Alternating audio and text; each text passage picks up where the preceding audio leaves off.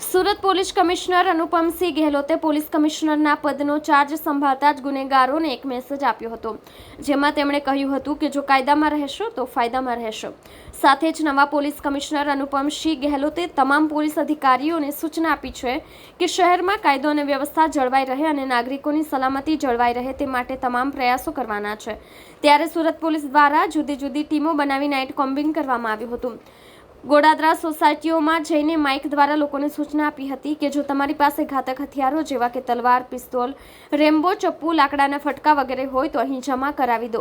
Police દ્વારા 3 ભાષાઓમાં announcement કરવામાં આવ્યું હતું, જેમાં મરાઠી, પંજાબી અને હિન્દી ભાષામાં માઇક દ્વારા એનાઉન્સમેન્ટ કરી લોકોને ઘાતક હથિયારો જમા કરાવવા અપીલ કરી હતી। ત્યારે લોકોએ પોલીસની અપીલને સાંભળીને સામે ચાલીને પોતાની પાસે રહેલા ઘાતક હથિયારો જમા કરાવી દીધા હતા।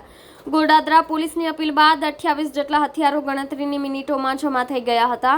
હથિયારો જમા કરાવવા લોકો આવ્યા હતા।